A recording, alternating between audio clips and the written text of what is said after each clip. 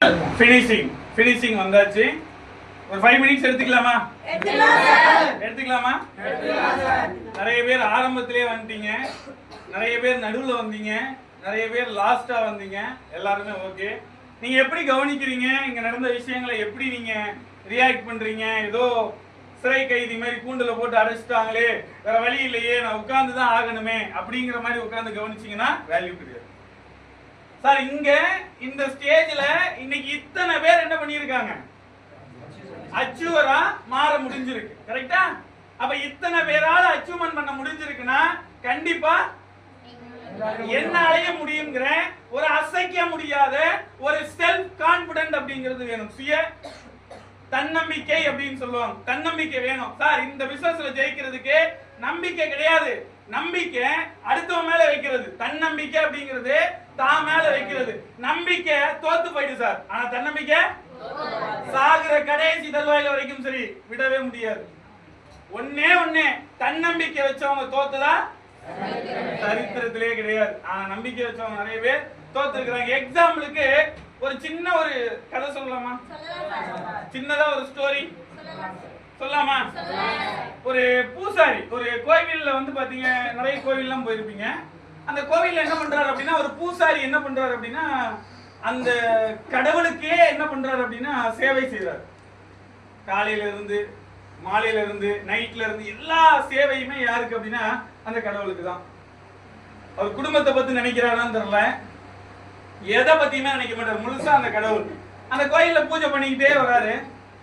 கொஞ்ச நாள் அந்த கோயில்ல வந்து ஒருத்தர் வந்து என்ன பண்றாரு அப்படின்னா வேண்டுறாரு, கடவுளே எனக்கு இது கிடைச்சிருச்சுன்னா, எனக்கு மட்டும் இது கிடைச்சிருச்சுன்னா கண்டிப்பா நான் உங்களுக்கு வைரத்துல என்ன பண்றேன், நெக்லஸ் பண்ணிடுறேன் அப்படின்னு சொல்லி அந்த அம்மனை பார்த்து வந்து வேண்டுறாங்க. இவரும் வேண்டிட்டு போன மாதிரி என்ன ஆயிடுச்சு அப்படின்னா நடந்துருச்சு. வேண்டிட்டு போன மாதிரி நடந்துருச்சு.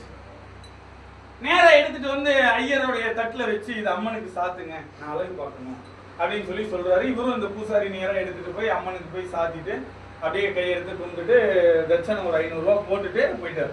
யாரு? வேண்டினவரு, நடந்தவரு வேண்டி முடிச்சுட்டு போயிட்டாரு. இவர் நேரம் போக போக போக போக போக பூசாரிக்கு மனசுல சில பல எண்ணங்கள் ஓடிக்கிட்டே இருக்குது. டெய்லி பூட்டிட்டு வெளியே போறவரு இன்னைக்கு என்ன பண்ணிட்டாருன்னா உள்பக்கமா பூட்டிட்டு சாமியை பார்த்து நிக்கிறார். சாமி சிலையை பார்த்து நிக்கிறார். சிலையை பார்த்து நின்று பேச ஆரம்பிக்கிறார். உனக்கெல்லாம் மனசாட்சி இருக்கா? உனக்கு கொஞ்சமாச்சும் ஈவு இறக்கம் ஏதாவது இருக்கா? நான் 2 வேளை குளிக்கிறேன், 3 வேளை நமஸ்காரம் பண்றேன், உன்னையே நினைச்சுக்கிட்டு இருக்கேன், ஆனா எனக்கு நீ எதுவுமே பண்ண மாட்டேங்கிற. யாருன்னே தெரியல, திடீர்னு வந்து வேண்டுறாங்க, அவங்க என்ன கேட்கிறாங்களோ அத்தனை விஷயத்தையும் நீ செய்யற, உனக்கு பணிவிடை செய்யற, எனக்கு நீ எதுவுமே பண்ண மாட்டேங்கிறியே அப்படின்னு சொல்லி கேட்கும்போது அப்பதான் ரொம்ப ரொம்ப பேசி வார்த்தையெல்லாம் கோபத்துல விட்டதும் திடீர்னு கடவுள் அவர் கண்ணுக்கு மட்டும் காட்சி அளிக்கிறார்.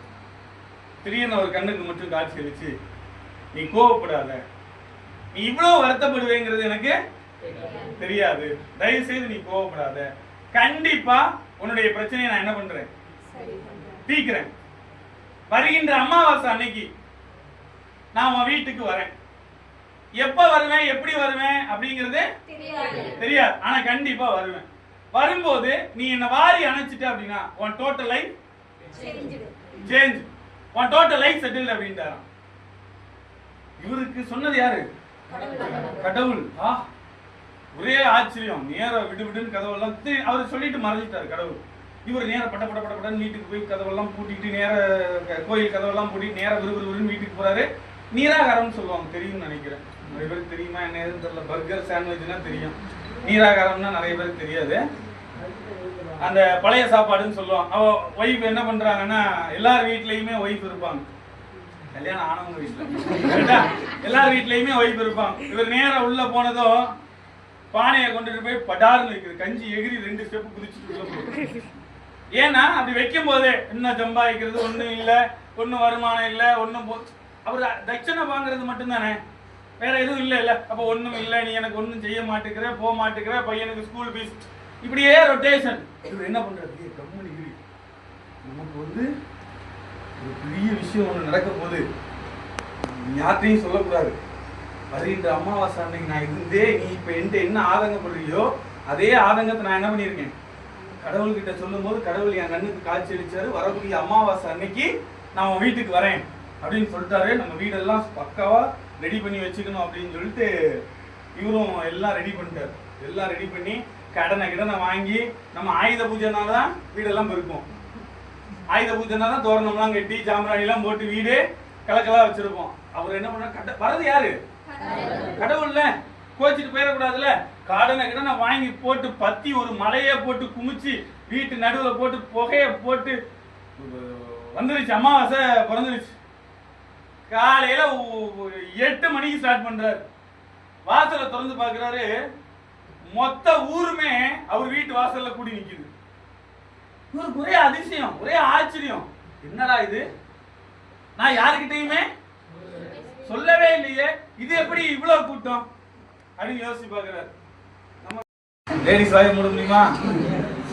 ஒரு ஆள்கிட்ட சொல்லாதன்னு சொன்னா போதும். நம்ம ஆளுங்க என்ன பண்ணுவாங்க, ஒரு ஆள்கிட்ட சொன்னது ஊருக்கே தெரிஞ்சு போச்சு. ஊரே கூடி வந்து நிக்குது. உன்கிட்ட கடவுள் வராங்களா அப்படின்னு சொல்லி ஒரு கோஷ்டி. இன்னும் உனக்கு என்ன பைத்தியம் முடிச்சிருக்கா, இதெல்லாம் ஆகுமா நடக்குமா, உனக்கு ஒரு வேலை இல்லையா அப்படின்னு சொல்லி இன்னும் ஒரு சில பேர் பாப்போம் என்ன நடக்குது, 2ஆம் கட்டம் பாப்போம் வராரா இல்லையா, வந்தா எனக்கு அப்பவே தெரியும் சொல்ற கோஷ்டி, வரலன்னா நான் தான் அப்பவே சொன்னேன்ல அப்படின்னு சொல்ற கோஷ்டி. அப்படி நிறைய கேரக்டர் அங்க இருக்கிறாங்க ஊருக்குள்ள. மொத்த ஊரும் கூடி நிக்குது. அவர் வீட்டுக்கு வர்றதுக்கு மட்டும்தான் பாதை இருக்கு. அவர் வீட்டுக்கு வர்றதுக்கு மட்டும்தான் பாதை இருக்கு. டைம் போகுது. 8 மணி ஆகுது, யாருமே வரல. 9 மணி ஆகுது, யாருமே வரல. 10 மணி ஆகுது, மதியம் 2 மணி ஆகுது. அந்த வழியா ஒரு வயசான ஒரு பாட்டி நடக்க முடியாம நடந்து வந்துகிட்டு இருக்காங்க. தவழ்ந்து தவழ்ந்து தவழ்ந்து தவழ்ந்து தவழ்ந்து தவழ்ந்து வர்றாங்க. அங்க இருக்கிறவங்க எல்லாம் திட்டுறாங்க, ஏமா கடவுள் வர நேரத்துல நீ எதுக்குமா வந்து தள்ளிப்போமா அப்படின்னு. இவரு சும்மா இருங்க, வர்றதே கடவுள் அப்படின்னு சொல்லிட்டு நேர விறுவிறுன்னு போயிட்டு வாங்க அப்படின்னு சொல்லி உபசரிக்க போறாரு. எப்பா போப்பா, நானே கண்ணு தெரியாம வயசான காலத்துல நடக்க முடியாம கண்ணு தெரியாம தப்பி போறேன், என்னை கொஞ்சம் அப்படி விட்டு நீ போ இப்படி அப்படின்னு சொல்லி அவரு சொல்ல. இப்படியே கொஞ்ச நேரம் போகுது. நைட்டு மதியம் 2 ஆகுது, 4 மணி ஆகுது.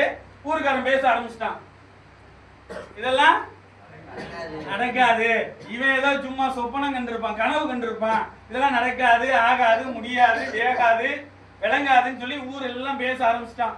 வந்த கூட்டம் பாதியா என்ன ஆகுது, அப்படியே கலையுது. ஒவ்வொரு கூட்டமா அப்படியே ஒவ்வொரு செங்கலா வீடை பிரிக்கிற மாதிரி ஒவ்வொரு செங்கலா கரையுது.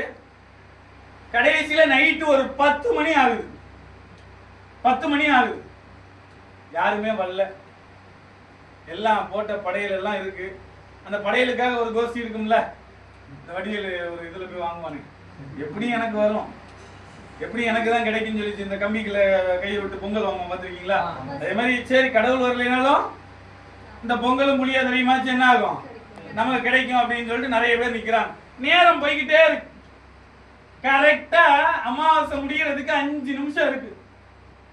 திடீர்னு பாத்தீங்கன்னா அவர் வீட்டு பக்கத்துல இருந்து ஒரு புதர்ல இருந்து ஒரு 5 தலை நாகம் 8 அடி நேர வீட்டு வாசல்ல வந்து படம் எடுத்து இப்படி நிக்குது.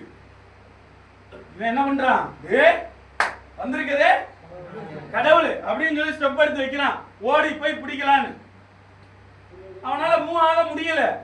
என்னடான்னு சொல்லி பார்க்கும்போது நம்ம வீட்டுல கூடவே ஒண்ணு வச்சிருப்போமே கொண்டாடி, நேரம் பிடிச்சாச்சு.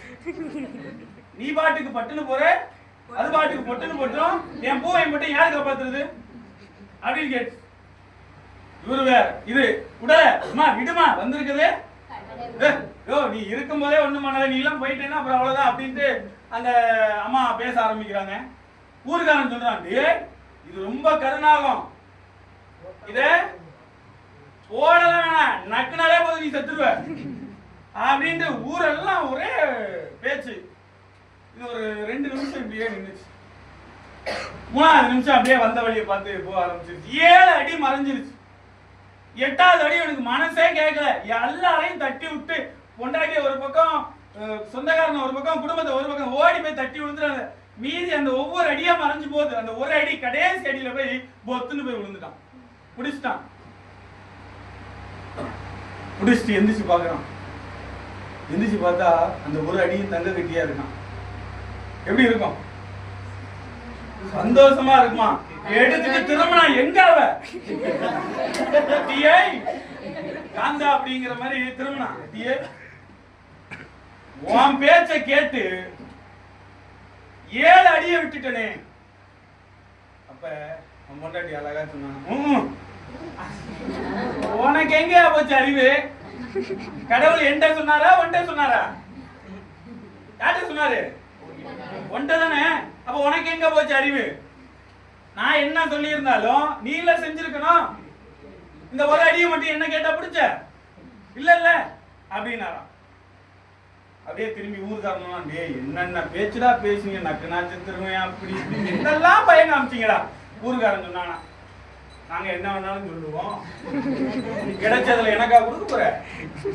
அந்த ஒரு கட்டியில எனக்கு எங்க ஒரு கிராம் கூட பார்ப்போம், தரமாட்டேல்ல, எல்லாமே நீதானே.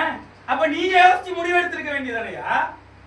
நாங்க 1000 சொல்லுவோம் சார், ஊர் 1000 சொல்லும் சார், ஊரு 1000 சொல்லும். நீ ஜெயிச்சாலும் பேசுவான், தோத்தாலும் பேசுவான்.